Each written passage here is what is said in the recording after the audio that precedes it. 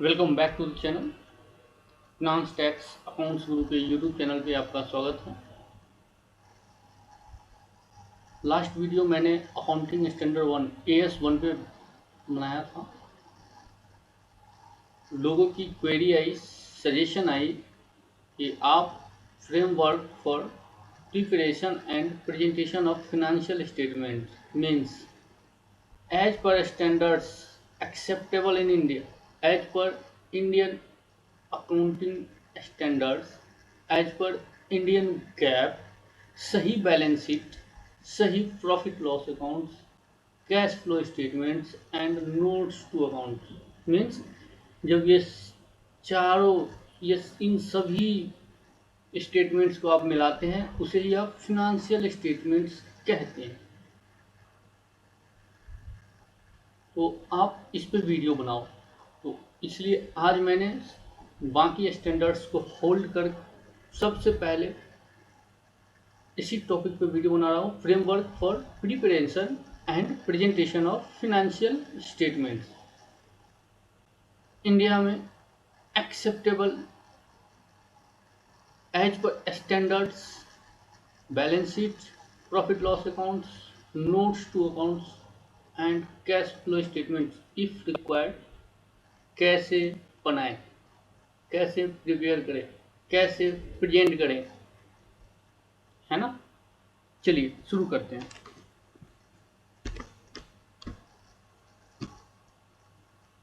जैसा कि आप जानते हैं, अकाउंटिंग करने हैं इंडिया में apex body the institute of chartered accountants of India accounting के लिए रूल्स, रेगुलेशंस, स्टैंडर्ड्स प्रिपेयर करती हैं, डिटरमाइन करती हैं, गाइड करती हैं all the accountants in India for accounting, accountancy, preparation and presentation of financial statements में हेल्प करती है ना। तो मैंने वहीं से ये स्टडी मटेरियल उठाया है, स्टडी के लिए PDF फाइल उठाया है जो ये एकेडमिक पर्पस के लिए है। एंड ये बेयर टेक्स्ट, ये एकेडमिक पर्पस इसलिए इसमें बेयर टेक्स्ट के साथ साथ एक्सप्लेनेशन होते हैं। कुछ बेयर टेक्स्ट मीन्स ये लॉ लिखे हुए हैं, स्टैंडर्ड्स में लॉ लिखे हुए हैं, लॉ की लैंग्वेज होती है। इसे कुछ एक्सप्लेनेशन के साथ सिंपल इंग्लिश लैंग्वेज में कुछ ब्रीफिंग के साथ जब प्रेजेंट करते हैं तो इसलिए इसे एकेडमिक हम लोग कहते हैं। और बेयर टेक्स्ट को प्रोफेशनल मीन्स जो एक्चुअली वर्क करते हैं, जो लॉयर्स हैं, जो चार्टर्ड अकाउंटेंट्स हैं, या फिर अदर MBAs हैं, फिनेंस प्रोफेशनल्स हैं, या MCOM BCOM अकाउंटेंट्स हैं, वो जब एक्चुअल वर्क करते हैं तो एक्चुअल बेयर टेक्स्ट पढ़ते हैं। ये देख रहे हैं आप, अभी वर्तमान में एट प्रेजेंट इंस्टीट्यूट ने 777 मीन्स 777 पेज का एक स्टैंडर्ड्स का कंपेडियन मीन्स एक बेयर टेक्स्ट इशू कर रखा है, किया हुआ है। तो अभी देखें आप ये लॉ की लैंग्वेज कैसे है। आप जानते हैं फंडामेंटल अकाउंटिंग एजम्पशन, आप नॉर्मल बोलचाल की भाषा में इवन अकाउंटेंसी पढ़ते समय भी आप क्या वर्ड यूज करते हैं, फंडामेंटल अकाउंटिंग एजम्पशन। लेकिन यहाँ आप देखें लॉ की लैंग्वेज क्या है, bare text. Bare accounting standards में कौन से वर्ड होते हैं, अंडरलाइंग एजम्पशंस। यहाँ पे फंडामेंटल अकाउंटिंग वर्ड ही नहीं है ना। लेकिन यहाँ अंडरलाइंग का मतलब हम फंडामेंटल अकाउंटिंग मानते हैं, है ना। तो इसलिए इनकी जो एक्सप्लेनेशन होती है, इनके कई सारे टूल्स होते हैं, कई सारे तरीके होते हैं। मैं धीरे धीरे ग्रेजुअली आपको बताता रहूँगा, आप सीखते रहेंगे। तो आपने देख लिया डिफरेंस क्या है। तो सबसे पहले मैं एकेडमिक्स सिंपल लैंग्वेज में जैसा CA इंस्टीट्यूट ने समझा रखा मैं वो एज इट इज आपको बताऊंगा।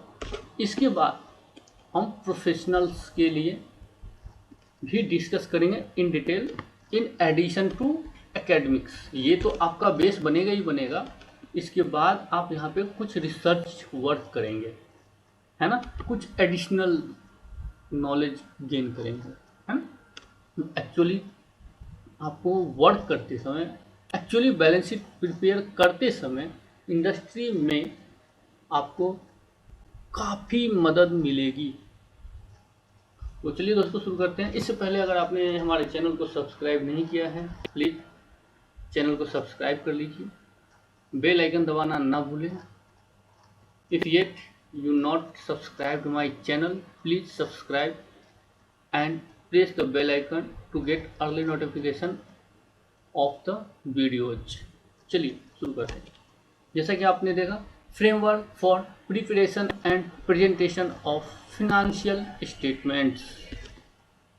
अब आप इसे पढ़ेंगे क्यों, लेकिन मैंने इसे इजी लैंग्वेज में बताया। As per Indian GAAP generally acceptable accounting principle, balance sheet कैसे बनाएं as per Indian standards, as per acceptably Indian standards सही balance sheet profit loss accounts कैसे बनाएं, प्रिपेयर करें। आप क्यों पढ़ रहे हैं? Understand the meaning and significance of framework for the preparation and presentation of financial statements. Learn objectives of financial statements. Understand qualitative characteristics of financial statements. Comprehend recognition and measurement of elements of financial statements। है ना, आप financial statement के elements को major कैसे करते हैं, कैसे करेंगे, रिकॉग्नाइज कैसे करेंगे बुक्स ऑफ अकाउंट में, ये आप यहाँ सीखेंगे। No concept of capital, capital maintenance and determination of profit. है ना दोस्तों, आपने AS1 में भी पढ़ा होगा, preparation and presentation of financial statement.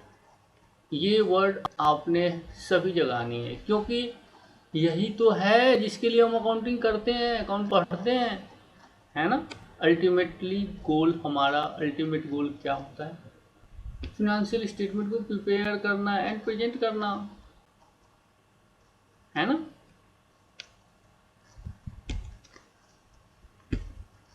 चलिए आगे बढ़ते हैं। इंट्रोडक्शन हो गया, ये पहले यही बता रहे हैं ओवरव्यू चैप्टर का क्या है। The framework set out the concept underlying the preparation and presentation of general purpose financial statement. Financial statement which are prepared for general users. जो नॉर्मली आप बनाते हैं वही जनरल पर्पस फिनेंशियल स्टेटमेंट होता है।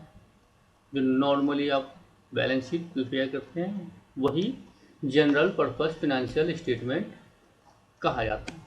Prepared by enterprise for external use.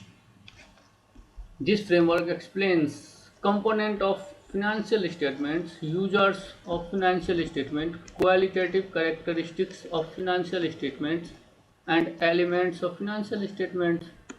The framework also explains concept of capital, capital maintenance, and determination of profit. अभी हमने देखा, यही हम इस चैप्टर में पढ़ने वाले हैं।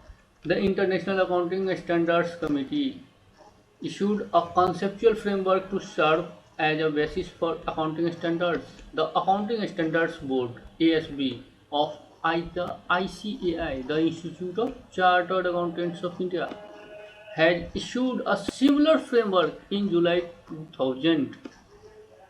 तो दोस्तों ये फ्रेमवर्क इशू किसने किया है? The ICAI ने, apex accounting body in India. This framework provides the fundamental basis for development of new standards as also for review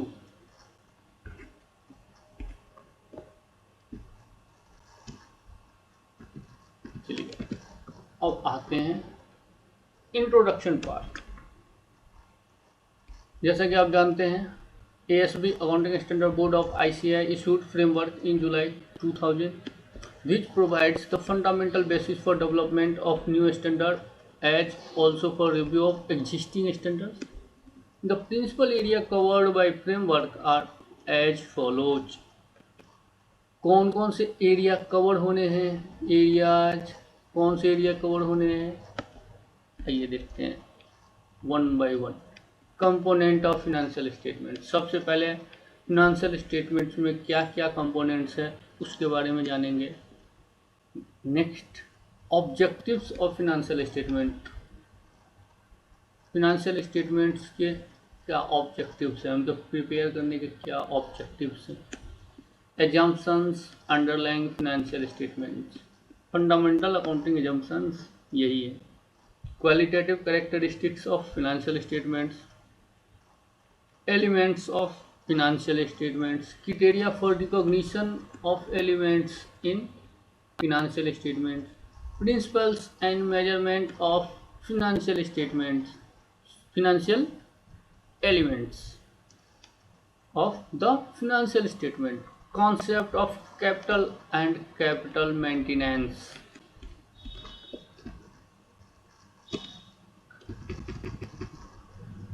अब आप डिटेल पढ़ेंगे सबका। पर्पस ऑफ द फ्रेमवर्क, क्या था पर्पस इस फ्रेमवर्क को लाने का। The framework set out the concepts underlying the preparation and presentation of general purpose financial statement prepared by enterprise for external use. The main purpose of the framework is to assist, number one, enterprise in preparation of their financial statement in compliance with accounting standards and in dealing with the topics not yet covered by any accounting standards। क्या कह रहे हैं ये कि ये purpose, ये जो आपका फ्रेमवर्क है, इनका मेन पर्पस क्या है। पहला पर्पस कि इंटरप्राइज जब फिनेंशियल स्टेटमेंट को प्रिपेयर कर रहे हैं, है ना, तो वो अकाउंटिंग स्टैंडर्ड्स को फॉलो करेंगे। लेकिन कुछ बातें जो accounting standards and guidance note में नहीं दी हुई हैं, उनका ट्रीटमेंट वहाँ नहीं बताया गया है, उसके लिए आपने ये फ्रेमवर्क रेफर करने हैं, है ना। Next, ASB accounting standard board in its task of development and review of accounting standard, है ना। अकाउंटिंग स्टैंडर्ड्स को डेवलप करने एंड उसको रिव्यू करने, टाइम टू टाइम रिव्यू करना कि उसमें क्या परिवर्तन किया जा सकता है for the better presentation of true and fair view, है ना, ऑफ द फिनेंशियल स्टेटमेंट्स के लिए आप क्या चेंज करें जिससे कि फिनेंशियल स्टेटमेंट और भी अच्छा true and fair view present करने लगे as per situation, as per laws etcetera. जो चेंज होने रिक्वायर्ड चेंज करने की भी जिम्मेदारी अकाउंटिंग स्टैंडर्ड बोर्ड की होती है। ASB in promoting harmonisation of regulations, harmonise कर देती है पूरे इंडिया में सबके लिए एक कानून। सभी लोग balance sheet, profit loss, cash flow statements, notes to account means financial statements को प्रिपेयर एंड प्रेजेंट करते समय एक ही रेगुलेशन फॉलो करेंगे। इससे क्या होगा, हार्मोनाइज होगा, है ना। accounting standards and procedures relating to the preparation and presentation of financial statement by providing a basis for reducing the number of alternative accounting treatments permitted by accounting standards। accounting standards में अलग अलग situation के लिए, अलग अलग items, अलग अलग elements के लिए, सेम एलिमेंट्स के लिए कई ट्रीटमेंट्स दिए गए हैं। कई अकाउंटिंग ट्रीटमेंट सेम एलिमेंट के लिए होते हैं। आपको अल्टरनेटिव कई मिलते हैं कि ये फॉलो कर लो, ये नियम फॉलो करो, ये नियम फॉलो कर लो, इस तरह का ट्रीटमेंट करो, इस तरह से ट्रीट करो, इस तरह से ट्रीट करो। लेकिन फ्रेमवर्क में ये कहा जाता है कि आप ऐसे सिचुएशन में यही ही फॉलो करो, ऐसे सिचुएशन में ऐसे ही यही फॉलो करो। मीन्स ये कोशिश करते हैं कि जितने अल्टरनेटिव कम हो जाए। मीन्स सभी लोग एट लीस्ट ये फॉलो करने लगे कि जितना कम से कम हो सके एट लीस्ट अल्टरनेटिव यूज करें, है ना। इससे कंपेयरेबिलिटी बढ़ेगी फिनेंशियल स्टेटमेंट्स की, है ना। Auditors informing an opinion as to whether financial statements conform to the accounting standards. दोस्तों आप जानते होंगे ऑडिटर्स अकाउंटिंग होती है, financial statement prepare and present हो जाती है। मीन्स आप प्रिपेयर कर लेते हैं, उसके बाद आपके यहाँ ऑडिटर पहुंचते हैं आपके accounts, books of accounts, financial statements की ऑडिट करने, है ना। तो जो व्यक्ति आपके यहाँ ऑडिट करने पहुंचते हैं उन्हें ही ऑडिटर कहा जाता है। जनरली इंडिया में CA in practice, chartered accountants in practice, जिस चार्टर्ड अकाउंटेंट्स ने फुल टाइम कहीं जॉब नहीं ज्वाइन करते एंड वो अपना ऑफिस खोलते हैं, वो आपके यहाँ ऑडिट करने आते हैं, है ना। आपके फिनेंशियल स्टेटमेंट्स की ऑडिट करने आते हैं। तो ऑडिटर जब ओपिनियन फॉर्म करते हैं, जब ऑडिट करने वाले ऑडिटर आपके यहाँ ऑडिट कर लेते हैं आपके फिनेंशियल स्टेटमेंट का, तो वो एक ओपिनियन देते हैं जिसे आप ऑडिट रिपोर्ट कहते हैं, है ना। इसमें वो कंफर्म करते हैं कि आपने अकाउंटिंग स्टैंडर्ड्स को फॉलो किया है। अगर नहीं किया तो ये भी लिखते हैं कि आपने अकाउंटिंग स्टैंडर्ड्स को फॉलो नहीं किया, है ना। Next, users in interpretation of financial statements. Those who are interested in the work of ASB with information about its information to the formulation of accounting standards.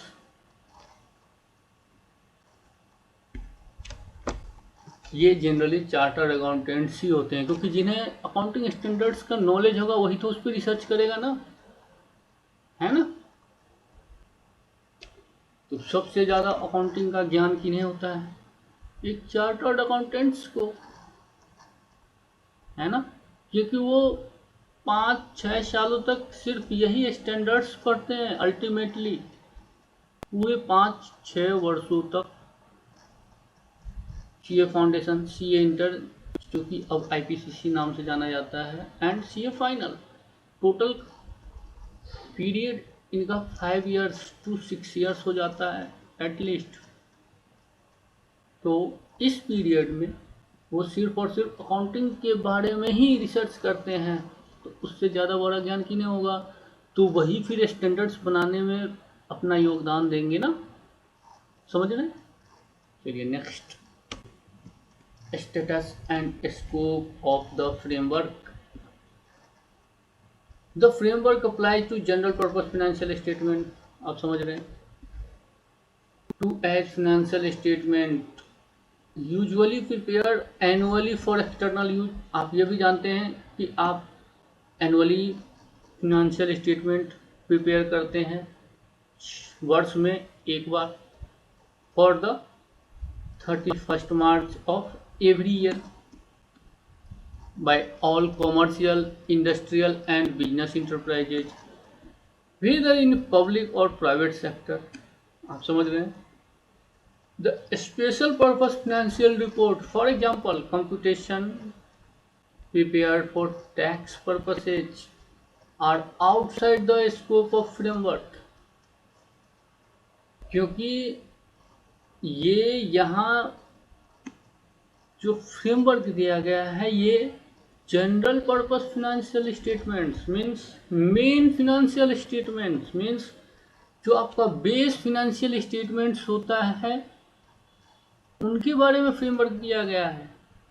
लेकिन जब स्पेशल पर्पस फिनेंशियल स्टेटमेंट जब कहीं बनाने की ज़रूरत होती है, for example income tax purpose के लिए आप कंप्यूट करते हैं अपना इनकम, वो स्पेशल पर्पस फिनेंशियल स्टेटमेंट होता है, उसके लिए एक सेपरेट फ्रेमवर्क होते हैं, उनके लिए सेपरेट स्टैंडर्ड्स होते हैं, वो रूल्स यहाँ अप्लाई नहीं होंगे, है ना। Nevertheless the framework may be applied in preparation of such reports to the extent not inconsistent with their requirements. Nothing in framework overrides any specific accounting standards. समझ रहे हैं?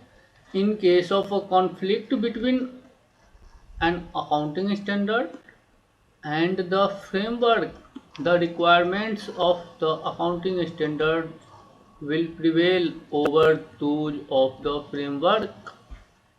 अब आप समझ गए दोस्तों, अगर फ्रेमवर्क कुछ और कह रहा है किसी मैटर के बारे में, किसी ट्रीटमेंट के रिगार्डिंग, एंड अकाउंटिंग स्टैंडर्ड्स कुछ और कह रहा है, दोनों में कॉन्फ्लिक्ट हो गया, लड़ाई हो गई, झगड़ा हो गया, वो कुछ और बातें कर रहा है, ये कुछ और बातें कर रहा है, किनकी बात को सच माना जाए, किनकी बात को फॉलो किया जाए, किन्हें सही माना जाए।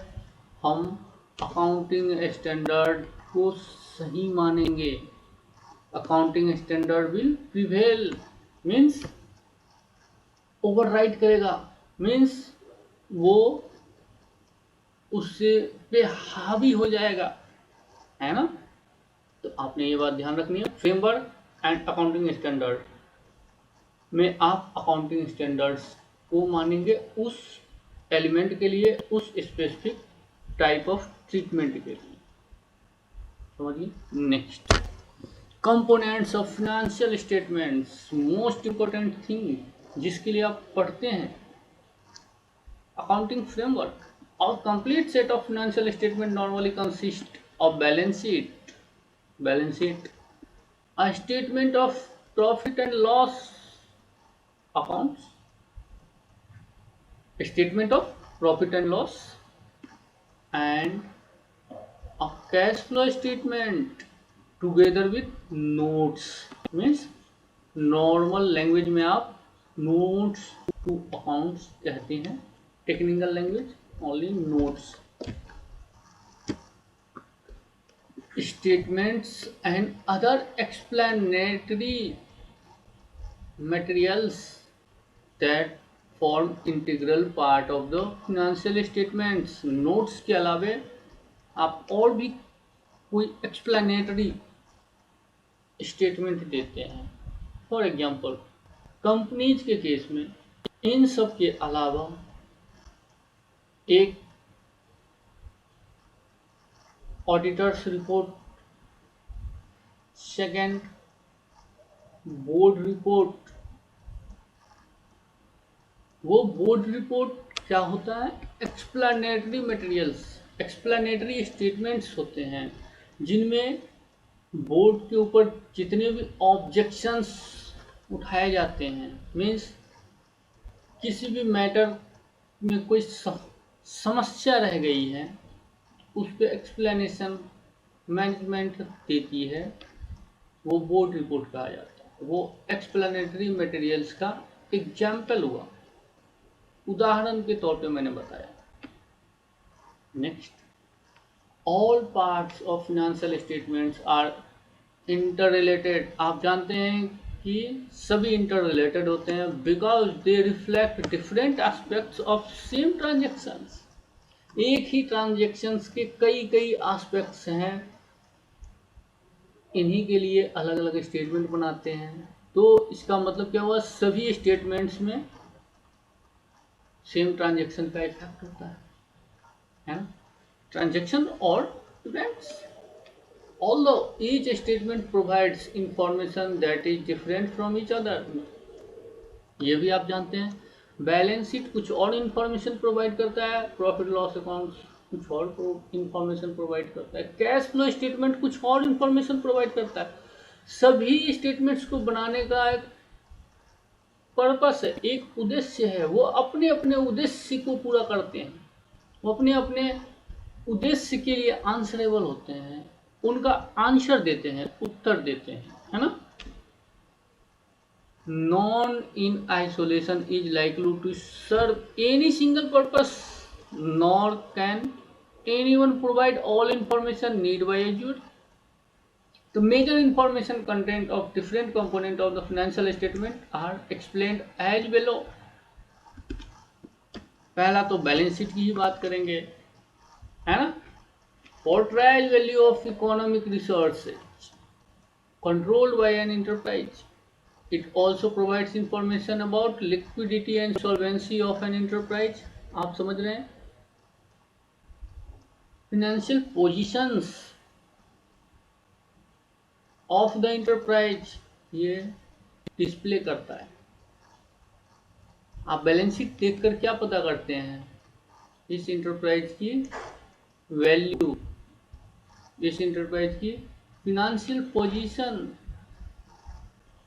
which is useful in predicting the ability of the enterprise to meet its financial commitments as they fall due. Means ये जब कोई liability इनकी है, financial commitments means, financial commitment means liabilities जब ड्यू होगी, पैसे वापस करने की, देने की, पे करने की, उस समय इनकी क्या वैलिडिटी है ना, इनकी एबिलिटी क्या है, या प्रिडिक्ट कर सकते हैं इनकी बैलेंस शीट, इनकी फाइनेंशियल पोजीशन देखकर। इसीलिए बैलेंस शीट आप बनाते हैं, देखते हैं, है ना। इसमें इसको देखने के बाद आपको ये पता लगता है, आप ऐसे भी कह सकते हैं। Statements of profit and loss, इसे ही आप प्रॉफिट एंड लॉस अकाउंट्स भी कहते हैं। Present the result of operations, ये क्या दिखाता है आपको, result of operation, profits of an enterprise for accounting period, किसी एक खास अकाउंटिंग पीरियड का प्रॉफिट दिखाता है, ये आपको रिजल्ट दिखाता है। That is it depicts the performance of enterprise in particular its profitability. Next, cash flow statement shows the way of an enterprise has generated cash and the way have been used in accounting period, and helps in evaluating the investing, financing and operating activities during the reporting period. दोस्तों आप सभी जानते होंगे cash flow statement क्या होता है। Cash की movement को ये दिखाता है कि कैश की इनकमिंग कैसे होती है, कैश की आउटगोइंग कैसे होती है ना। अब broadly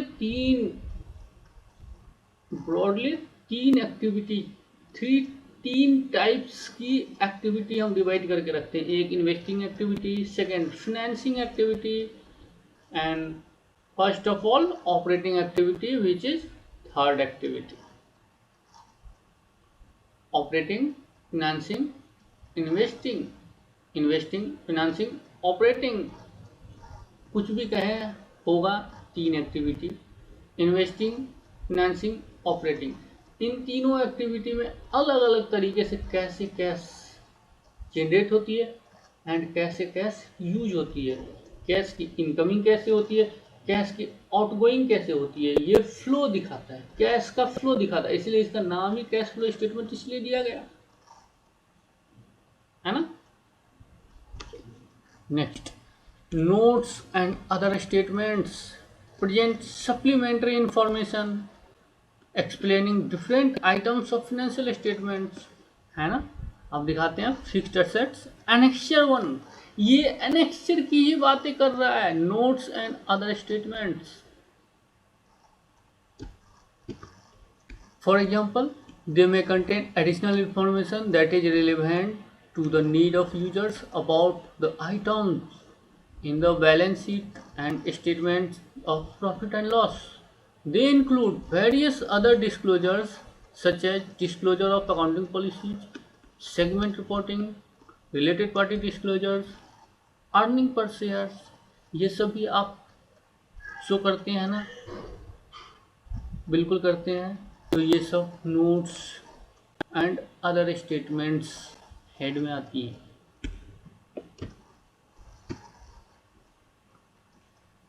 next, objective and users of financial statements. The objective of financial statement is to provide information about the financial positions, performance and cash flow of an enterprise that is useful to a wide range of users. अब financial statements prepare ही क्यों करते हैं, है ना। Objective क्या है, आप financial information provide करना चाहते हैं। Financial positions, performance, positions balance sheet, performance profit and loss statements, cash flow means cash flow statements of an enterprise that is useful to the users. The framework identifies 7 broad groups of users of the financial statement। अब ये users की बातें करेंगे कि users कौन होते हैं financial statement के। आइए फटाफट देख लेते हैं। Investor, employee, lenders, supplier and creditors, customers, government, public. दोस्तों इस पे डिटेल एक्सप्लेनेशन मैंने अकाउंटिंग स्टैंडर्ड 1 वाले वीडियो में दिया है, आप वहां पे जाकर जरूर देखें। Next, fundamental accounting assumptions.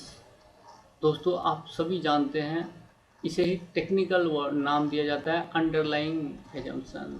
ये देखिए टेक्निकल नाम, लीगल नेम इनका, अकाउंटिंग स्टैंडर्ड में बेयर टेक्स्ट में इनका नेम क्या है, अंडरलाइंग एजम्पशन। आप देखें, है ना, 3 होते हैं, approval basis, going concern, consistency. Going concern, approval basis, consistency. ये अकाउंटिंग स्टैंडर्ड 1 वाले चैप्टर में मैंने डिटेल एक्सप्लेनेशन दिया है। अप्रॉक्सीमेटली 2 घंटे की वीडियो सिर्फ अकाउंटिंग स्टैंडर्ड 1 पे मैंने लगाया है, तो आप वो वीडियो देखिए, इन डेप्थ एनालिसिस है वो। यहाँ समरी क्विक भी लेते हैं। गोइंग कंसर्न, बिजनेस अनफोर्सिएबल फीचर्स तक चलता रहेगा। बिजनेस कभी भी बंद नहीं हो सकता, ना तो बंद करने की इच्छा है और ना ही ऐसी कोई ज़रूरत है ना। मीन्स गोइंग कंसर्न, हमेशा बिजनेस चलता रहेगा इनडेफिनिट पीरियड तक। Accrual, accrual basis of accounting, mercantile system of accounting means transaction and events का आप रिकॉर्डिंग उसी अकाउंटिंग पीरियड में कर लेंगे जिस अकाउंटिंग पीरियड में जिस डेट को ये एक्रू हुआ, एक्रू और एराइज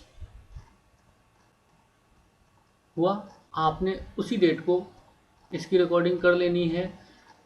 आपने ये देखनी ही नहीं कि इनका कैश का मूवमेंट मीन्स इनकमिंग और आउटगोइंग हुआ या नहीं हुआ इस ट्रांजेक्शन से रिलेटेड, है ना।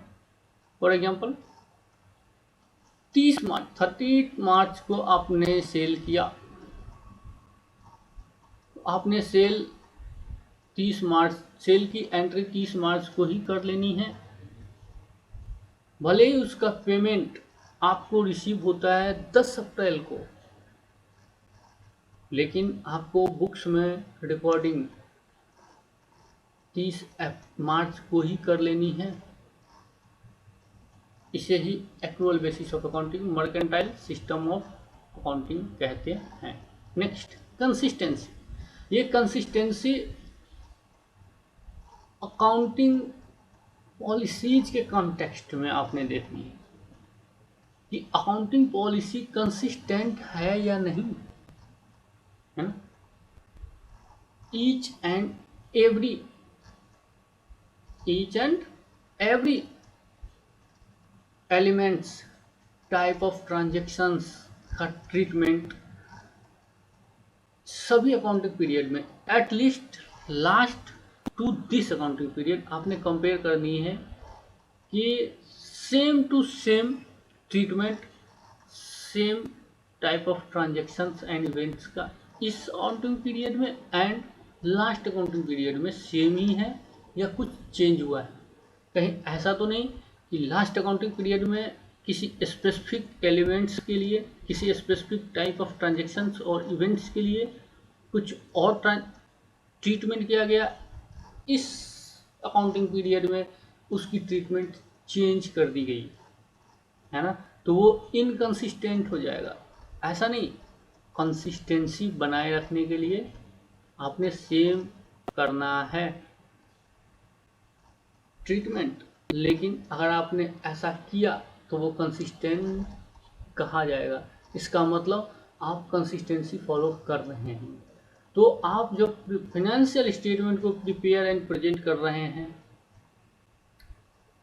ट्रांजैक्शंस एंड इवेंट्स की रिकॉग्निशन, मेजरमेंट्स एंड रिकॉर्डिंग कर रहे हैं, उस समय ये मानकर आपने चलना है एंड आपके users of the financial statement भी ये मानकर चलेगा, ये एजम्पशन लेकर चलेगा कि ये फाइनेंशियल स्टेटमेंट जो बना है इन तीनों एजम्पशंस को फॉलो करते हुए बना है।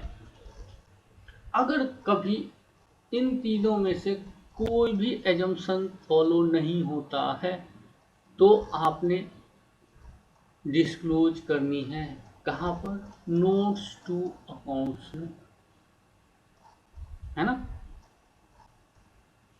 लेकिन अगर फॉलो हो रहा है तो अपने सेपरेटली डिस्क्लोज करने की जरूरत नहीं है, क्योंकि ये एक एग्जम्पशन है कि ऐसा होता ही है, ये फॉलो हो ही रहा है। अगर नहीं फॉलो हुआ वो एक नॉर्मल सी बात है, जो फॉलो हो रहा है वो नॉर्मल है, वो एज्यूम्ड है कि अच्छा ऐसा ही होता है, ऐसा हो रहा है, ऐसा हुआ होगा। लेकिन अगर कुछ नहीं हुआ तो वो एबनॉर्मल सिचुएशन बन जाएगी। ऐसे सिचुएशन में ऐसे एबनॉर्मेलिटी को डिस्क्लोज करना कंपलसरी है, ठीक है। आप अकाउंटिंग स्टैंडर्ड 1 जरूर देखें, वहाँ डिटेल इन डेप्थ एनालिसिस मैंने बताया है with example, various examples, various ways, आप जरूर देखें। यहाँ नेक्स्ट अगला देखते हैं। यहाँ आप देखें सबका डेफिनेशन सेम टू सेम दे रखा है। Financial statements are normally prepared on assumption that an enterprise will continue in operation in the foreseeable future and neither there is an intention nor there is a need to materially curtail the scale of operations। ये going concern का definition. Next, ये यहाँ पर example दे रखे हैं, ठीक है। Going concern के लिए आप एग्जाम्पल देखकर समझ सकते हैं। अगर मैं ईच एंड एवरी एग्जाम्पल बताना शुरू करूं, एक्सप्लेन करना शुरू करूं, वीडियो बहुत लंबा चला जाएगा। आप इनका स्क्रीनशॉट ले लें, मैं इन्हें धीरे धीरे आपको दिखाता चला जाता हूं। आप स्क्रीनशॉट ले लें। ये क्वेश्चन एग्जाम्पल 1 का स्क्रीनशॉट हो गया, यहाँ तक का स्क्रीनशॉट ले लें। ये बैलेंस शीट का स्क्रीनशॉट ले लें। Next concept, accrual basis of accounting. जैसा कि मैंने बताया दोस्तों, revenue and cost are accrued, revenue and cost that is recognise as they earn or incurred. Revenue earn हुई, कॉस्ट इनकर्ड हुआ, आपने रिकॉग्नाइज कर देनी है। And not as money is received or paid. जैसा कि मैंने दोस्तों बताया, इसमें एक इम्पोर्टेंट थिंग, कंपनीज कभी भी cash basis of accounting follow नहीं कर सकती, क्योंकि कंपनीज एक्ट में एक सेक्शन 128(1) कहता है कि company always, section 128(1) of the Companies Act makes it mandatory for companies to maintain accounts on accrual basis only। कहने का मतलब, कंपनीज कभी भी cash basis of accounting follow नहीं कर सकता, उसे हमेशा अपने अकाउंट्स मेंटेन करने हैं एक्रूअल बेसिस पर ही, मर्केंटाइल बेसिस को फॉलो करना ही है इन्हें। It is not necessary to expressly state that the accrual basis of accounting has been followed in preparation of presentation of financial statement. In case any income expense is recognized on cash basis, the fact should be stated, means disclose आपने करनी है। अब यहाँ इनके बारे में, इनसे related example दे रखे हैं। एग्जाम्पल 2 आप स्क्रीनशॉट लें। नेक्स्ट प्रॉफिट लॉस अकाउंट का स्क्रीनशॉट लें, आप समझ जाएंगे। जैसा मैंने बताया सेम टू सेम यही बातें यहाँ एग्जाम्पल्स में बता रखी है इन्होंने। एक्रूअल बेसिस ऑफ अकाउंटिंग,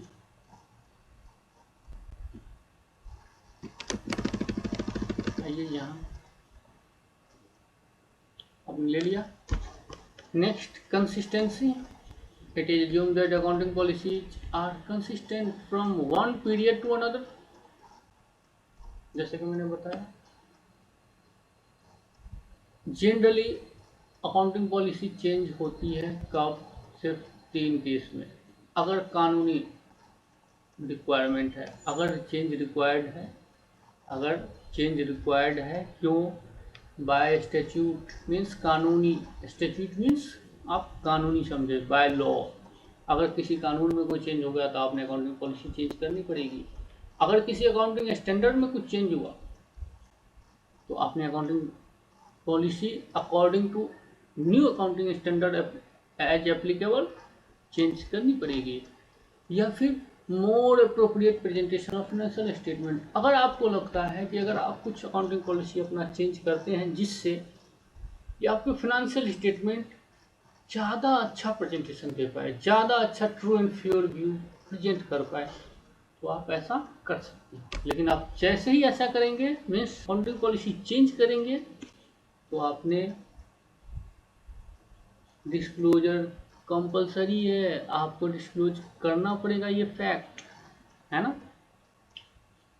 अब दोस्तों कंसिस्टेंसी हम क्यों फॉलो करते हैं? Improve comparability of the financial statement.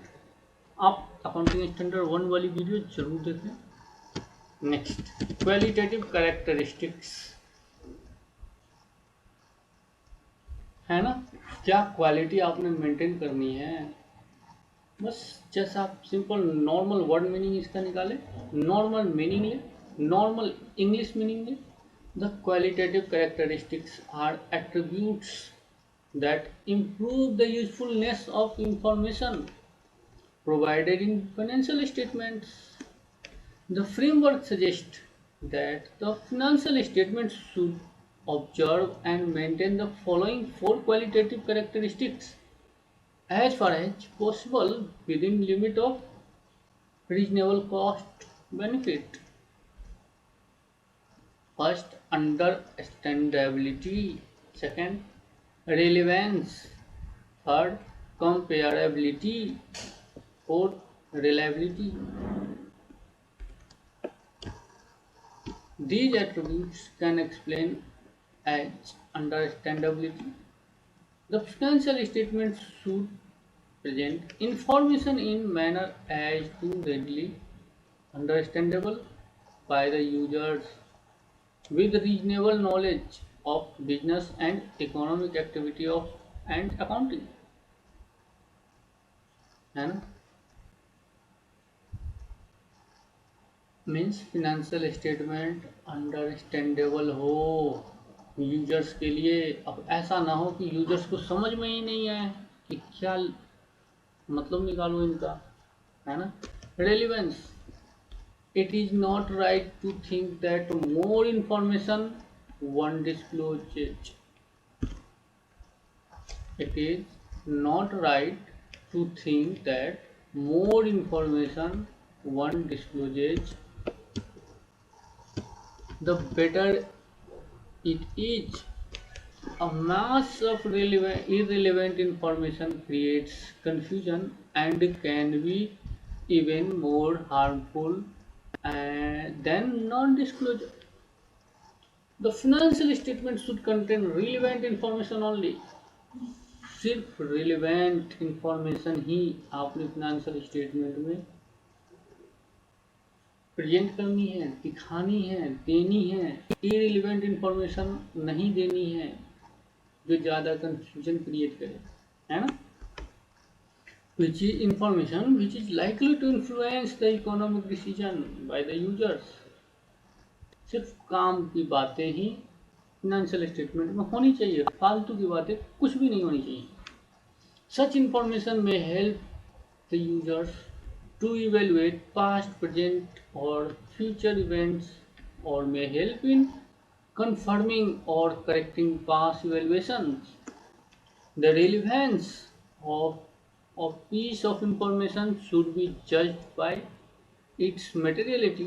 A piece of information is said to be material if its misstatements, that is, omission or erroneous statements, can influence economic decision of a user. समझ गए दोस्तों। Next, reliability.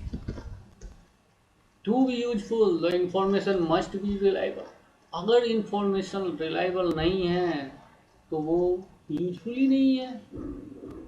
अगर आप उस information पे विश्वास ही नहीं करेंगे तो उस इंफॉर्मेशन को आप लेंगे ही क्यों, ग्रहण ही क्यों करेंगे जब वो आपके काम ही नहीं आना है। अगर कोई झूठी इंफॉर्मेशन आपके पास आए तो आप उस इंफॉर्मेशन लेकर क्या करेंगे, कुछ नहीं कर सकते क्योंकि वो आपके लिए यूजफुल है ही नहीं, वो तो और हार्मफुल है ना। फिनेंशियल स्टेटमेंट में ओनली रिलायबल इंफॉर्मेशन ही होनी चाहिए। दैट इज टू से they must be free from material error और बायस, है ना। एरर मीन्स गलतियां, बायस मीन्स झुकाव, मीन्स आप इसका हिंदी मीनिंग ऐसे कह सकते हैं कि भेदभावपूर्ण, है ना। किसी एक पक्ष को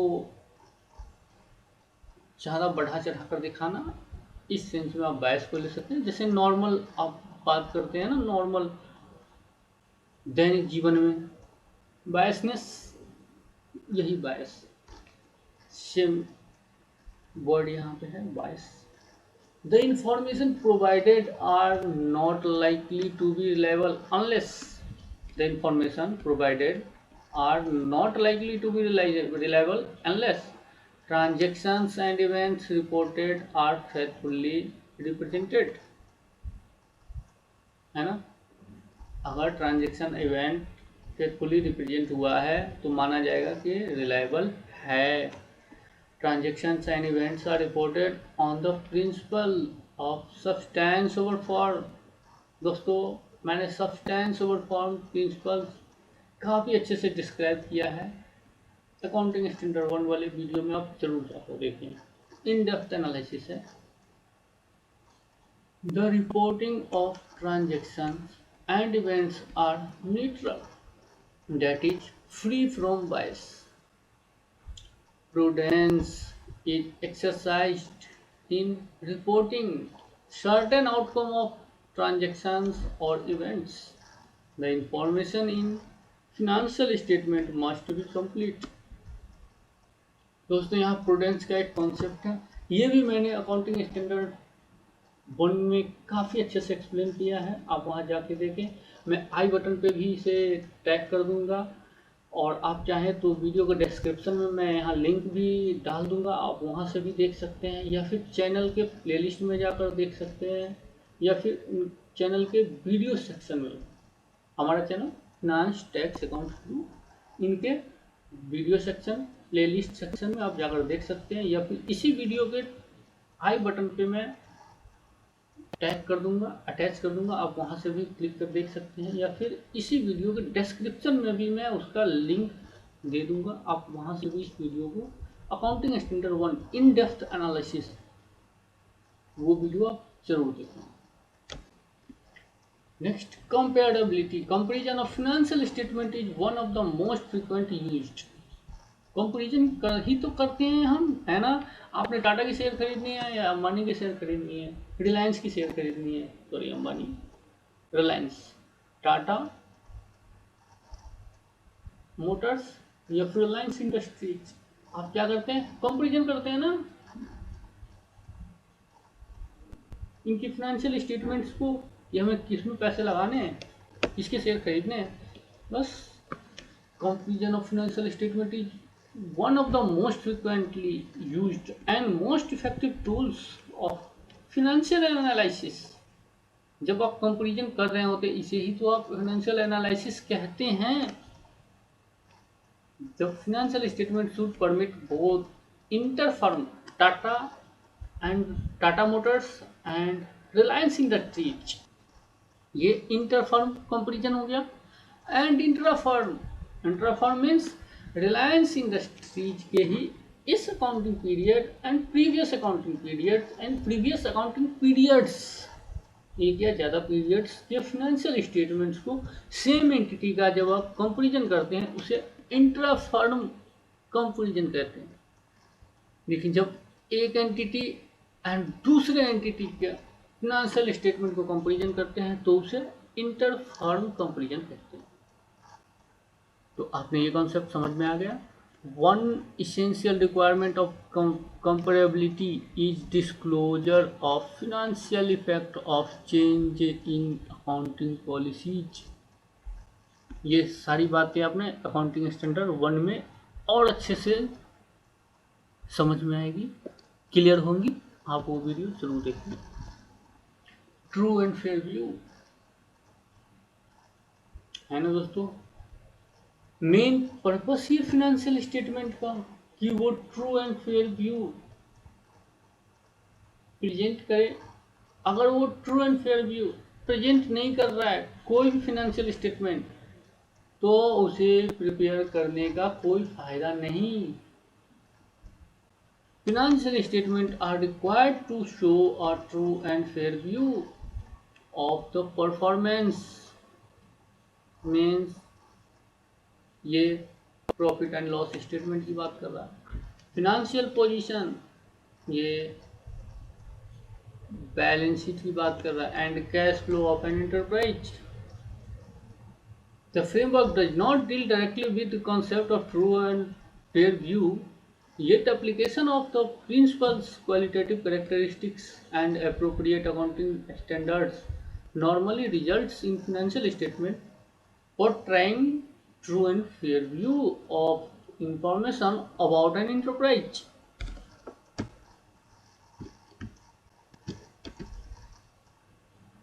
इस ट्रू एंड फेयर व्यू के कॉन्सेप्ट को भी मैंने अकाउंटिंग स्टैंडर्ड 1 में काफ़ी अच्छे से एक्सप्लेन किया, आप वहाँ जरूर देखें अकाउंटिंग स्टैंडर्ड 1 का वीडियो।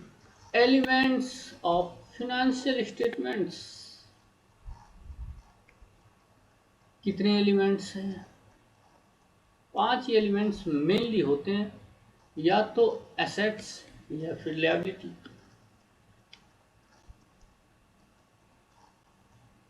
लायबिलिटी की जगह इक्विटी भी आ सकता है, जो ओनर्स फंड इक्विटी कहा जाएगा, other than owner's fund liability कहा जाएगा एसेट्स के अगेंस्ट। इनकम एक्सपेंस ये प्रॉफिट एंड लॉस स्टेटमेंट्स, बस यही 5 एलिमेंट्स होते हैं फिनेंशियल स्टेटमेंट। आप वेरी मच अवेयर हैं कि ये क्या होते हैं, एसेट्स क्या है, लायबिलिटी क्या है, इनके लिए मैंने अकाउंटिंग टर्मिनोलॉजी का सेपरेट वीडियो बना रखा है, डिटेल एक्सप्लेनेशन के साथ 3 वीडियोज मिलेंगे आपको, पार्ट 1, पार्ट 2, पार्ट 3, जो टोटल 6 घंटे की वीडियो है। एंड एक मैंने उसी 160 अकाउंटिंग टर्म्स, अकाउंटिंग टर्मिनोलॉजी की, अकाउंटिंग डेफिनिशंस की, accounting terms definitions, accounting vocabulary, accounting glossary का वीडियो मैंने बना रखा है 2 घंटे में, 160 अकाउंटिंग टर्म्स डेफिनेशन का। आप वो वीडियो भी जरूर देखें, आपने सारे टर्म्स के definitions and meaning, exact definition, exact meaning पता होंगे, मालूम होंगे, पता चलेंगे। तो आपने वो वीडियो ज़रूर देखनी है, इसलिए मैं यहाँ स्किप कर रहा हूँ। वैसे आप जानते ही होंगे इसका मीनिंग, नहीं तो आप वहाँ क्विक रिवीजन, क्विक व्यू देख सकते हैं, या फिर डिटेल वीडियो आप जैसा चाहें देखें। फिलहाल मैं इसे यहाँ स्किप कर रहा हूँ। मैं मेन कॉन्सेप्ट, ये सारे आपने एग्जाम्पल्स हैं, तो ये तो बस इनकम एक्सपेंस के एग्जाम्पल हैं। आप स्क्रीनशॉट लेके चाहें पढ़ सकते हैं। ये स्क्रीनशॉट ले लें, वीडियो रिवाइंड कर स्क्रीनशॉट ले लें आप चाहें, है ना।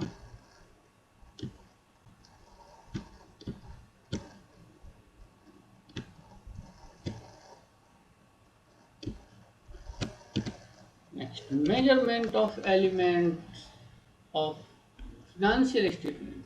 Measurement is the process of determining money value at which an element can be recognized in the balance sheet or statement of profit and loss. The framework recognizes 4 alternative measurement bases for the purpose. These bases relate explicitly to the valuation of assets and liabilities, the valuation of income or expense, that is, profit is implied by the value of change in assets and liabilities.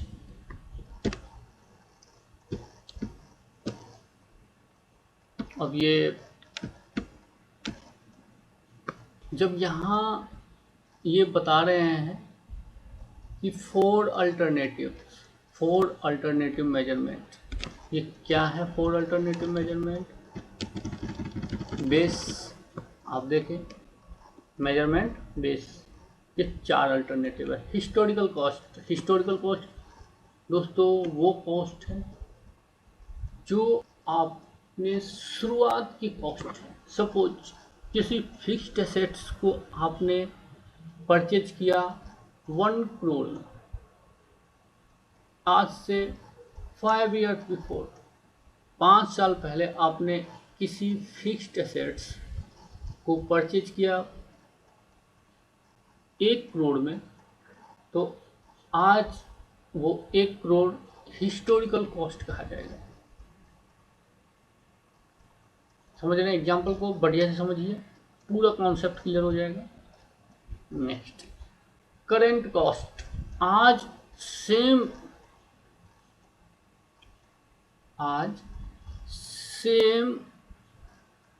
Fixed assets को purchase करने जब आप जाएंगे, आज same type of fixed assets को same, suppose वो fixed assets plant and machinery है, तो जब आप सेम प्लांट एंड मशीनरी को आज परचेज करने जाएंगे, आज परचेज करेंगे, तो आपको क्या कॉस्ट लगेगा, वो करेंट कॉस्ट कहा जाता है। Third, realisable value. आपने जो 1 करोड़ में plant and machinery fixed assets purchase किया था, आज जब आप उसे बेचना चाहें, सेल करना चाहें मार्केट में, when you want to sell today the plant and machinery, the fixed assets purchased before in 1 crore, the value which realize from this sale is called realizable value. तो दोस्तों आप समझ गए हैं कि जब आप उस प्लांट एंड मशीनरी को जो आपके पास ऑलरेडी है उसे जब आप आज बेचना चाहें, कितने में आप बेच सकते हैं, उसको बेचने के बाद आपको क्या नेट मनी रिसीव्ड होगा, वो रियलाइजेबल वैल्यू कहा जाता है। Next, present value. Present value दोस्तों आप जानते हैं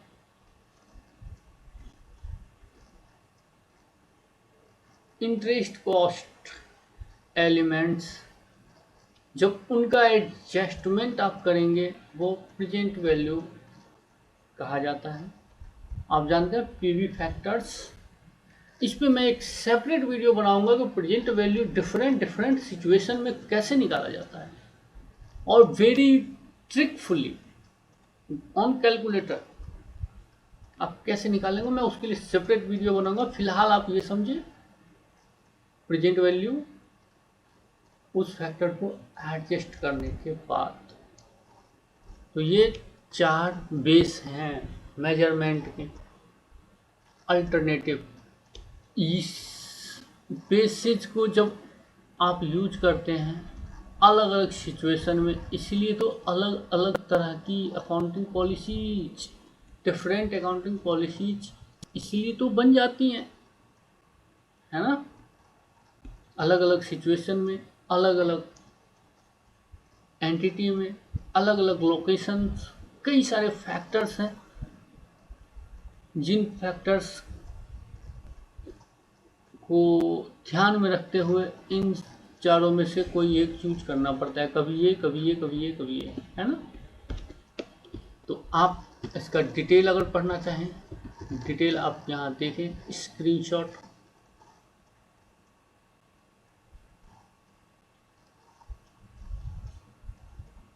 है ना।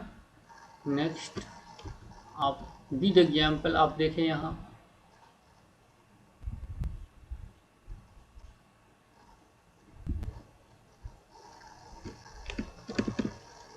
आप एग्जाम्पल के स्क्रीनशॉट लेते चलें या फिर वीडियो रिवाइंड करके भी आप देख सकते हैं।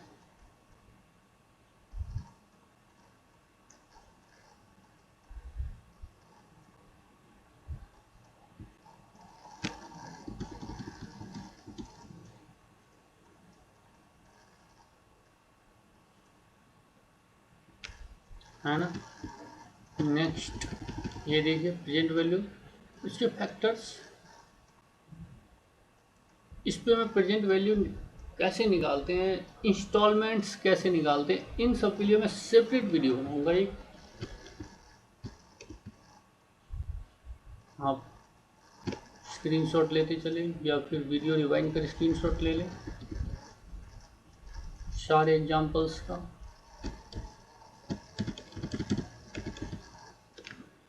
अब दोस्तों एक कॉन्सेप्ट आता है कैपिटल मेंटेनेंस।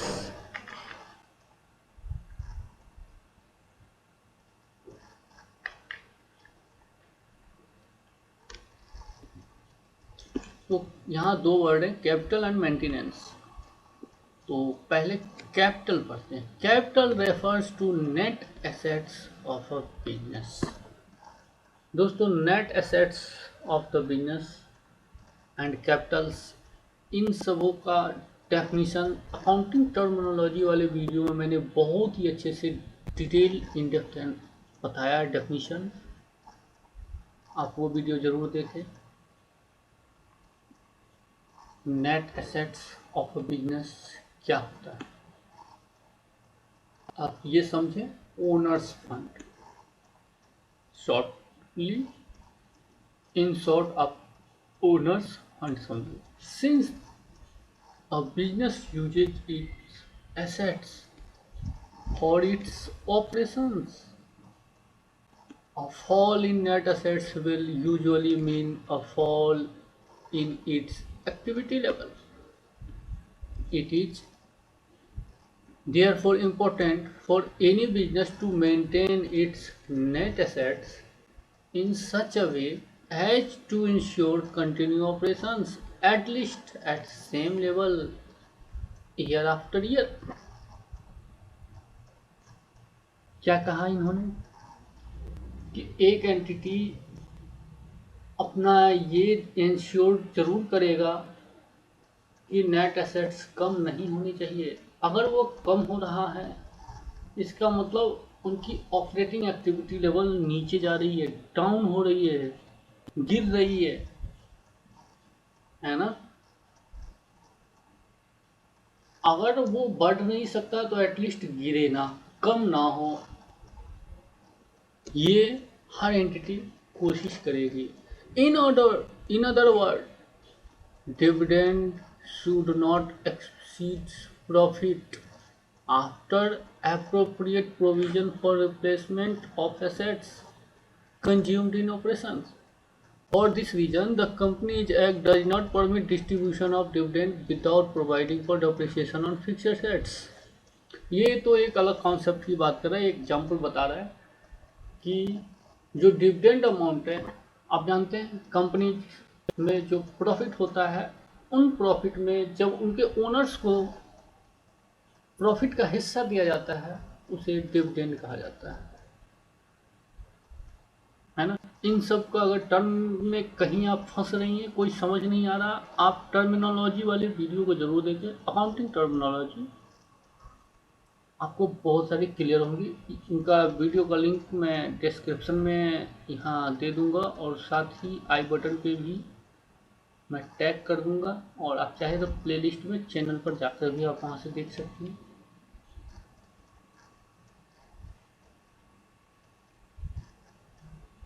अभी यहाँ पर आपको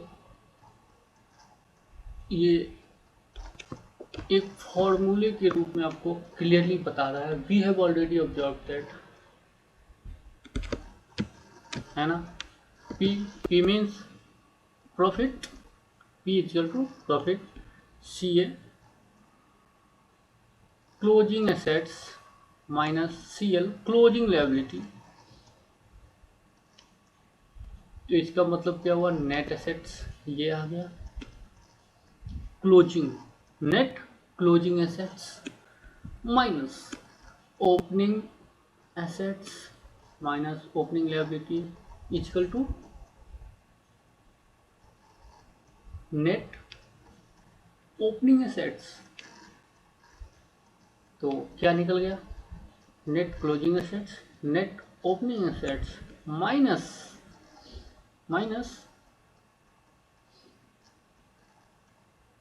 capital introduced, C capital introduced plus dividend और ड्रॉइंग इक्वल टू प्रॉफिट। समझ गए दोस्तों। जब आपने प्रॉफिट लॉस अकाउंट्स नहीं दे रखा और आपके पास समरी बैलेंस शीट है, तो आप इस तरह से पता कर सकते हैं कि इस एंटिटी का प्रॉफिट कितना हुआ होगा। ये सारे आप काम आते हैं आपके कब, जब आप फिनेंशियल स्टेटमेंट के एनालिसिस कर रहे होते हैं। ये एनालिसिस कई जगह यूज होती हैं, कई जगह करने होते हैं। इन जनरल आप लोग किसी कंपनी में इन्वेस्ट करते समय, उनके शेयर परचेज करते समय, उनके स्टॉक खरीदते समय आप ये एनालिसिस करते हैं। वहाँ पे ये कॉन्सेप्ट आपको बहुत काम आने वाला है। उन एनालिसिस के ऊपर मैं और भी कई सारे डिटेल वीडियो बनाऊंगा, डोंट वरी। अब यहाँ पर इन्होंने retained profit means reserves, profits का वो हिस्सा जो शेयर होल्डर को नहीं दिया जाएगा, ओनर्स को नहीं दिया जाता है, फ्यूचर के लिए रखा जाता है, फ्यूचर बिजनेस एक्सपेंशन के लिए रखा जाता है, उसे रिटेन्ड प्रॉफिट कहते हैं। Retained profit equal to closing equity means closing owners fund minus opening equity opening owners fund plus capital introduced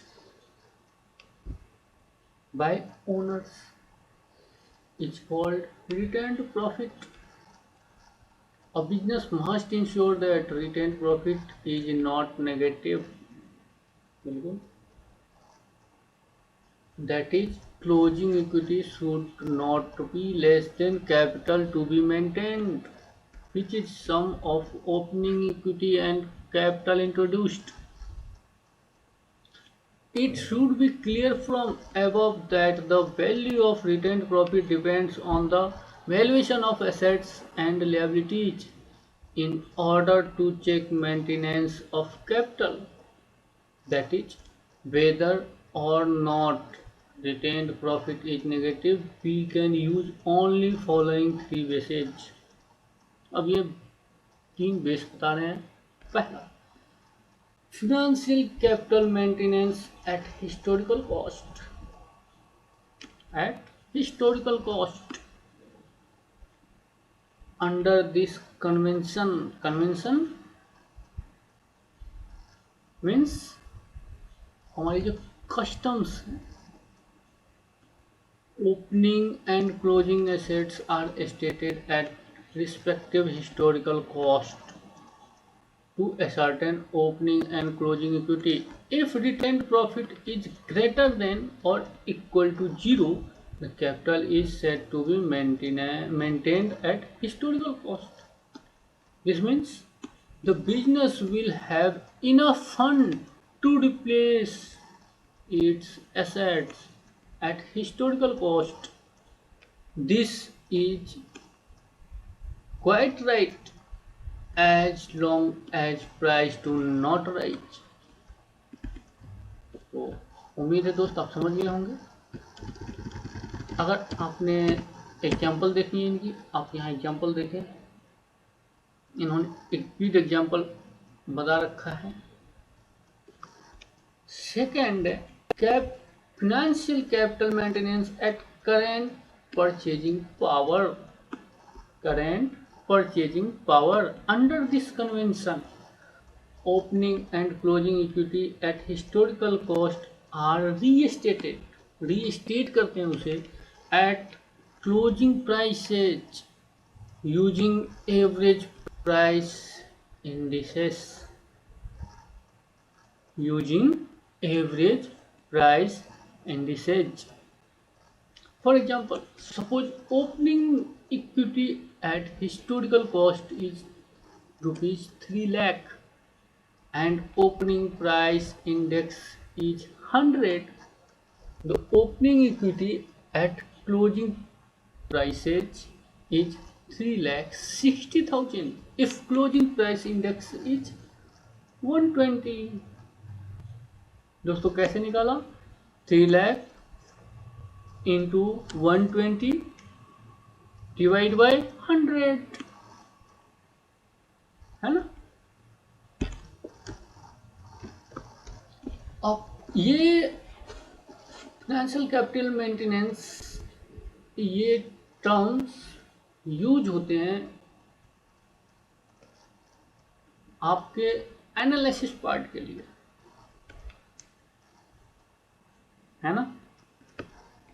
A position retained profit by its method means the business has enough fund to replace its assets at average closing price. This may not serve the purpose because price of all assets do not change at average rate in a real situation. For example, price of a machine can increase by 30% while the average increase is 20%. और भी example देकर clear कर रहा है. यहाँ आप देखें next example, आप चाहें स्क्रीनशॉट ले लें, आप इसे पढ़ें या रिवाइंड कर वीडियो को देखें. कॉन्सेप्ट यही है. अगर मैं ईच एंड एवरी एग्जांपल करवाऊँ तो वीडियो बहुत ही ज़्यादा लंबा चला जाएगा. अब आप देखें physical capital maintenance at current cost. Under this convention the historical cost of opening and closing assets are restated at closing prices using a specific price indices applicable to each assets. Applicable to each assets means assets wise. The liability are also restated at a value of economic resources to be sacrificed to settle the obligation at current date, that is closing date. The opening and closing equity at closing current costs are obtained as an excess of aggregate of current cost values of assets over aggregate of current cost values of liabilities. A positive retained profit by this method ensures retention of funds for the replacement of each asset at respective closing prices. Next फिर example दे रखा है, आप screenshot लेते चलें।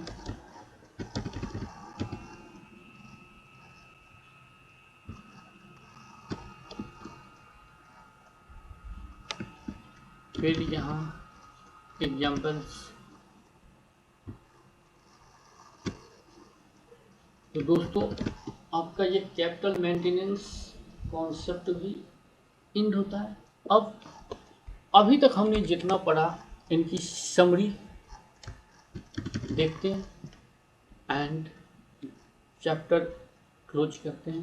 Components of financial statements क्या होता है? पहला balance sheet, portrays value of economic resources control by an enterprise, है ना, means financial position. Statement of profit and loss present the results of operations of an enterprise. Results. Cash flow shows the way an enterprise generate cash and usage. Cash की generation and cash का usage. Notes and schedules जिसे आप notes to accounts कहते हैं। Present supplementary information explaining different items. Next users of financial statement. आप जानते हैं investors क्यों करेगा? Analysis of performance, profitability, financial position of company. Employees क्यों करेगा? एनालिसिस बैलेंस शीट का। फिनेंशियल स्टेटमेंट को क्यों यूज करेगा? नॉलेज ऑफ स्टेबिलिटी, इनकी जॉब सिक्योर है या नहीं, कंटिन्यूटी, ग्रोथ, है ना, आप समझ रहे हैं। Suppliers, creditors, determination of credit वर्थनेस, है ना, जो सप्लायर है, क्रेडिटर है, वो ये देखेगा इनके फाइनेंशियल स्टेटमेंट से ये पता लगाने की कोशिश करेगा कि मैं जो उन्हें क्रेडिट पे गुड्स भेजूंगा उनका पेमेंट मुझे मिलेगा या नहीं मिल पाएगा, है ना। इनकी क्रेडिट वर्थनेस कैसी है, इनका ट्रैक रिकॉर्ड कैसा है। Customers analysis of stability, profitability, है ना, स्टेबिलिटी वारंटी के लिए, है ना, या फिर क्वालिटी क्या मेंटेन करते हैं, ये भी पता लगेगा हमें यहाँ से कि अगर ये बहुत ही अच्छा कर रहे हैं इसका मतलब लोग इस पर ट्रस्ट कर रहे हैं, लोग ट्रस्ट कर रहे हैं इसका मतलब ये क्वालिटी ऑफ प्रोडक्ट और सर्विसेज प्रोवाइड कर रहे हैं। गवर्नमेंट ये तो सबसे पहले आती हैं, क्यों? इन्हें रेवेन्यू चाहिए, tax, taxes, GST, custom duty, income tax, corporate taxes, आप तो समझ ही रहे हैं। मैं सब पे ग्रेजुअली वीडियो बनाता रहूँगा, आप देखते रहेंगे।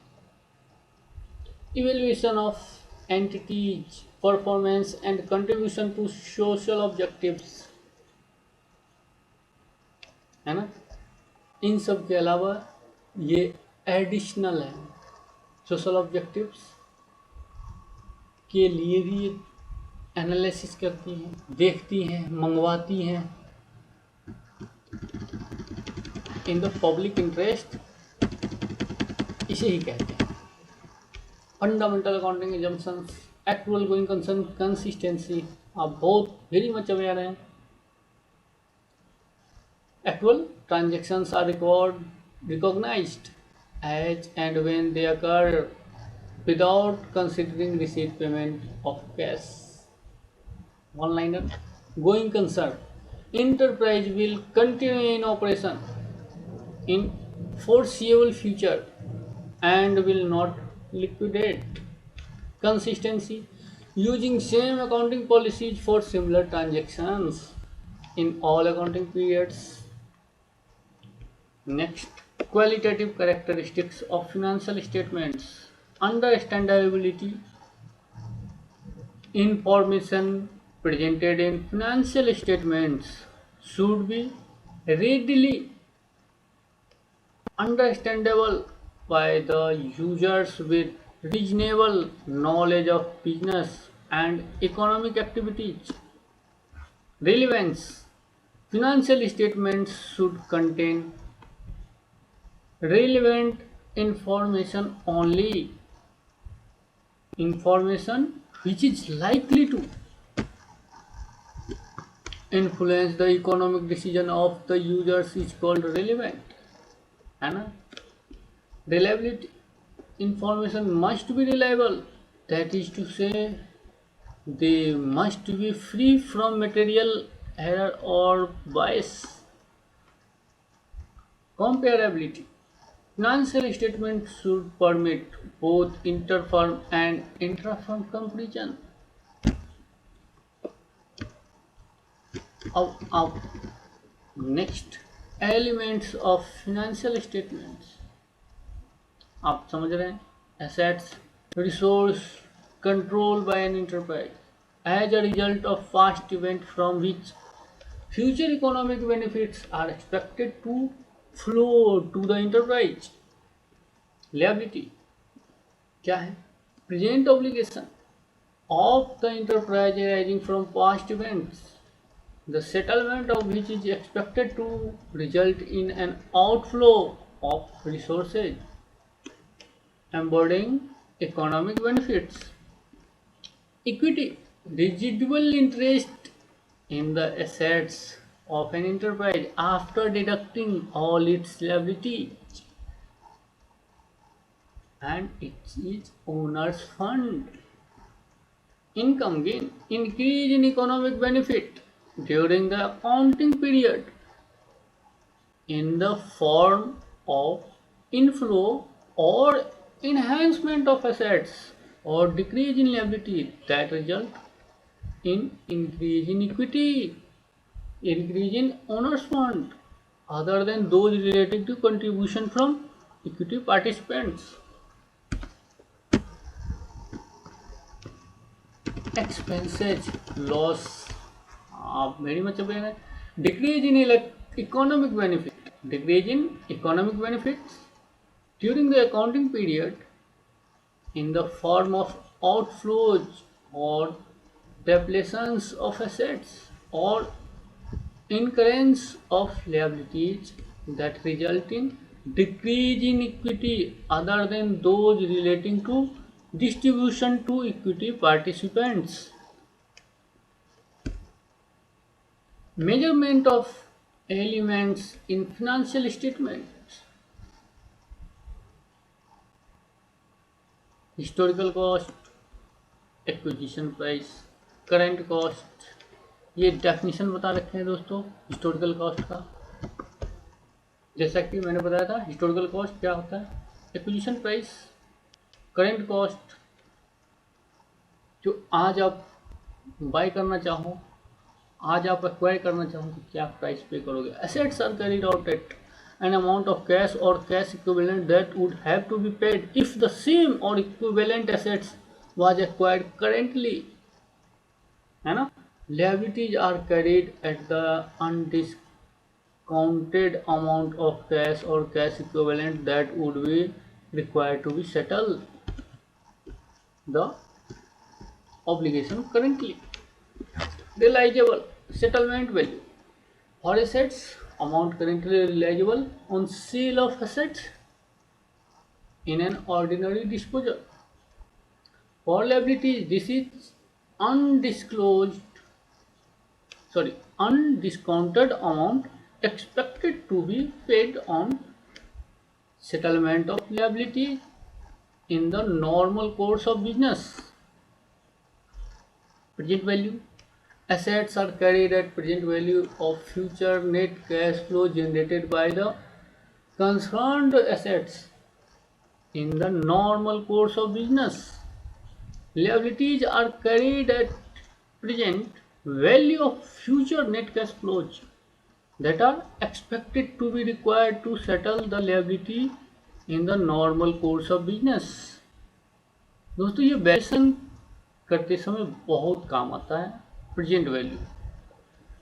पढ़ेंगे next capital maintenance. Financial capital maintenance at historical cost.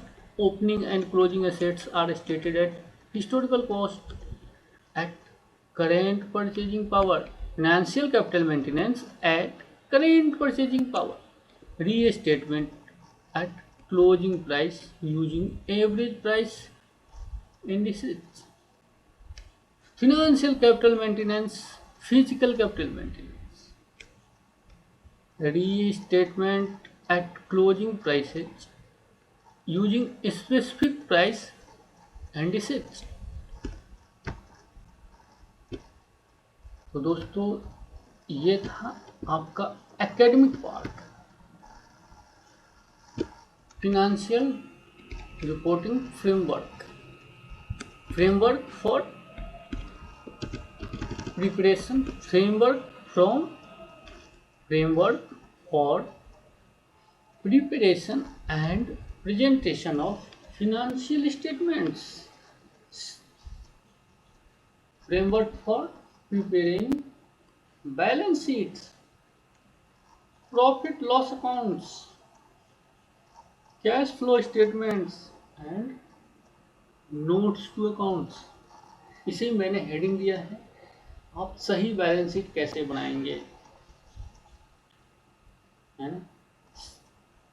As per standard balance sheet कैसे बनाएं, है ना। As per Indian gap balance sheet कैसे बनाएं, सही बैलेंस शीट कैसे बनाएं।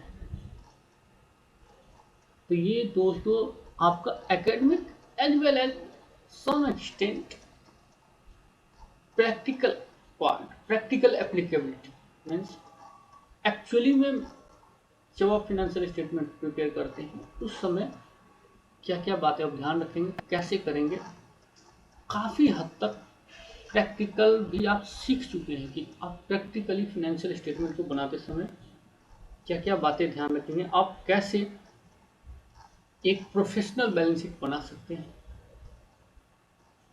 प्रैक्टिकल इंडस्ट्री में काम कर सकते हैं। अब कुछ पॉइंट्स में ऐड करना चाहूँगा बेयर टैक्स, जो कि आपका अकाउंटिंग स्टैंडर्ड्स के चैप्टर में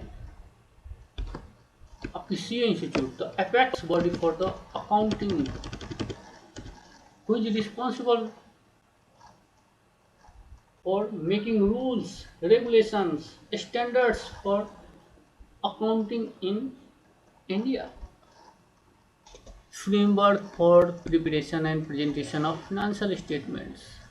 अब आप देखेंगे दोस्तों purpose, scope, users, information needs, objectives, notes and supplementary schedules.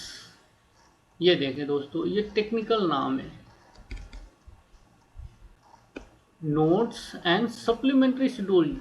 आप नॉर्मली नोट्स टू अकाउंट्स कहते हैं, लेकिन जब आप एक्चुअली बैलेंस शीट आप देखें तो वहाँ आपको लिखा हुआ दिखेगा नोट्स एंड सप्लीमेंट्री शेड्यूल्स, है ना। जो ये वर्ड यूज नहीं करते हैं वो गलत करते हैं, क्योंकि वो स्टैंडर्ड को फॉलो नहीं कर रहे हैं, है ना। यही तो अंतर होता है कि आप स्टैंडर्ड फॉलो करते हैं नहीं करते हैं, कैसे पता लगेगा। अब यहाँ देखिए अंडरलाइंग एजम्पशंस, इन्हें आप नॉर्मल लैंग्वेज में, नॉर्मल इंग्लिश लैंग्वेज में फंडामेंटल अकाउंटिंग एजम्पशंस कहते हैं। तीन होते हैं, accrual, going concern, consistency, qualitative characteristics of financial statement, 4 understandability, relevance, reliability and comparability. अब आप देखेंगे दोस्तों, रिलेवेंस मीन्स मटेरियलिटी कॉन्सेप्ट को ये ध्यान देता है। रिलायबिलिटी, कैसे आप डिटरमाइन करेंगे फेथफुल रिप्रेजेंटेशन है या नहीं। सब्सटेंस ओवर फॉर्म फॉलो किया गया है या नहीं। न्यूट्रलिटी है या नहीं। एंड प्रूडेंस का ध्यान रखा गया नहीं। कंप्लीटनेस में है या नहीं, है ना। इन सब पे मैंने अकाउंटिंग स्टैंडर्ड 1 में काफ़ी डिटेल्स बात की है, आप वहाँ जरूर देखें, आप वहाँ जरूर देखें वो वीडियो। कंस्ट्रेंट मीन्स बाधाएं on relevant and reliable information, क्या क्या बाधाएं होती हैं। टाइम लाइनेस मीन्स कम टाइम मिलता है, क्योंकि फिनेंशियल इंफॉर्मेशन को प्रिपेयर करने के लिए, कंपाइल करने के, कंबाइन करने के लिए टाइम कम मिलता है अकाउंटेंट्स को, ये सच्चाई है। जब आप फिनेंशियल स्टेटमेंट प्रिपेयर कर रहे होते हैं तो आपको टाइम की कमी के कारण आपने जल्दबाजी में बहुत सारे इन्फॉर्मेशन छूट जाते हैं, बहुत सारे इन्फॉर्मेशन के एक्सप्लेनेशन आप नहीं दे पाते हैं, आप रिसीव ही नहीं कर पाते हैं उसके बारे में सच्चाई क्या है। तो आपको जो समझ में आता है आप कर डालते हैं, है ना। Second, balance between benefit and cost. कभी कभी कुछ बिजनेसमैन कॉस्ट बेनिफिट एनालिसिस करने लगते हैं कि मैं बैलेंस शीट प्रिपेयर करवाऊं या ना करवाऊं, है ना। किस कंसल्टेंट से सलाह लूं, वो कॉस्ट कितना लेगा, है ना। तो कभी कभी कम खर्च या पैसे बचाने के चक्कर में या फिर कंजूसी करने के चक्कर में ऐसा करने से उन्हें बहुत बड़ी हानि हो जाती है। ये हमेशा देखने को मिला है, क्योंकि कोई अगर क्वालिटी ऑफ प्रोडक्ट देगा तो वो क्वालिटी ऑफ कंसिडरेशन भी चार्ज करेगा, क्योंकि उनका टाइम जाएगा, है ना। जैसे हम लोग जब फिनेंशियल स्टेटमेंट प्रिपेयर करते हैं या उसमें कुछ कंसल्टेंसी देते हैं, उसमें कुछ सपोर्ट करते हैं, उसके लिए हम लोग चार्ज करते हैं, कुछ अपना प्रोफेशनल फ़ी चार्ज करते हैं। जो प्रोफेशनल फीस नहीं देता तो उन्हें हम प्रोफेशनल एडवाइस नहीं देते हैं, तो वो सही बैलेंस शीट प्रिपेयर नहीं कर पाता, मीन्स सही balance sheet financial statements prepare नहीं कर पाएगा। जब वो ऐसा नहीं कर पाएगा तो उनका रिजल्ट भी उन्हें वही मिलेगा, है ना। तो ये बाधाएं होती हैं कि कॉस्ट बेनिफिट देखने लगते हैं लोग। तीसरा, बैलेंस बिटवीन क्वालिटेटिव कैरेक्टरिस्टिक्स। अब इसमें बैलेंस बनाना पड़ता है। क्वालिटेटिव कैरेक्टरिस्टिक्स अंडरस्टैंडेबल होना चाहिए, रिलेवेंस होना चाहिए, रिलायबल होना चाहिए, कंफर्टेबल होना चाहिए। अब इनमें बैलेंस बनाना जरूरी होता है। तीसरा, true and fair view. True and fair view, ये कॉन्सेप्ट मैंने अकाउंटिंग स्टैंडर्ड 1 वाले वीडियो में काफ़ी अच्छे से डिटेल में बताया है, आप वहाँ जरूर देखें उस वीडियो में। Financial position, normal meaning financial position क्या है, इनकी स्थिति क्या है, वित्तीय स्थिति क्या है। अब आप एसेट्स, लायबिलिटी, इक्विटी, इनका तो मतलब जानते हैं। Performance means, performance normal Hindi meaning performance का क्या होता है, वो क्या परफॉर्म कर रहा है, मीन्स वो क्या कर रहा है, उनका रिजल्ट क्या आ रहा है ना। वो क्या कर पा रहे हैं, क्या नहीं कर पा रहे हैं, किस हद तक कर पा रहे हैं, है ना। In context of finance, income, expense, capital maintenance, adjustment आपने देख लिया। Capital account maintenance, recognition of the elements in of financial statements, the probability the probability of future economic benefits, reliability of measurement, recognition assets, liability, income, expense। ये तो जो हमने बता रखा same to same है, उतना ही है, उसमें ज़्यादा कुछ आपने डिटेल जानने की ज़रूरत नहीं है। Measurement of the elements of financial statements, इसमें कोई बड़ी बात नहीं है, नॉर्मल है जो हमने अभी बात किया एलिमेंट्स के बारे में। Concept of capital and capital maintenance, जो हमने अभी बात किया कैपिटल मेंटेनेंस। तो दोस्तों आप ये देख रहे हैं बेयर टेक्स्ट,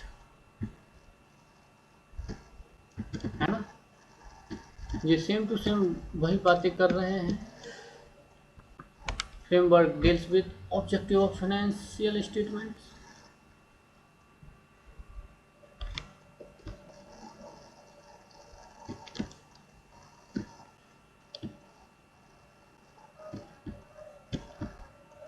आप देख रहे हैं सेम टू सेम है, यही आपने एकदम डिटेल एक्सप्लेनेशन दे रखा है ईच एंड एवरी थिंग्स का, जिसे मैंने प्रीवियसली कवर कर चुके हैं। तो आपने वो वीडियोज जाकर देखनी है, और यहाँ आप चाहें इन सब का स्क्रीनशॉट लेकर दोबारा से अगर आप देखना चाहें तो आप वीडियो रिवाइंड कर स्क्रीनशॉट लें और इसे देखें। मैं सभी पेज आपको दिखा रहा हूँ धीरे धीरे कर।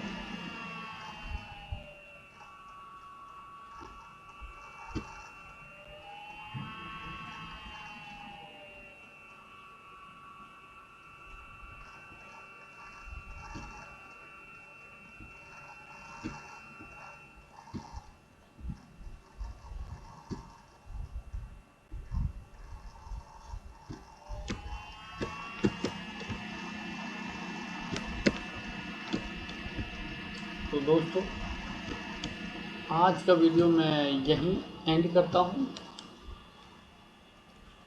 उम्मीद है आपको वीडियो अच्छा लगा होगा। अगर आपको वीडियो अच्छा लगा तो आप लाइक करें, ज़रूरतमंदों दोस्तों को शेयर करें। कोई क्वेरी है, सजेशन है, आप कमेंट में लिखें, कमेंट करें, मैं रिप्लाई दूंगा। एंड मोस्ट इम्पोर्टेंट थिंग, अगर आपने अभी तक हमारा चैनल सब्सक्राइब नहीं किया है तो प्लीज़ सब्सक्राइब कर लें एंड बेल आइकन दबाना ना भूलें। धन्यवाद।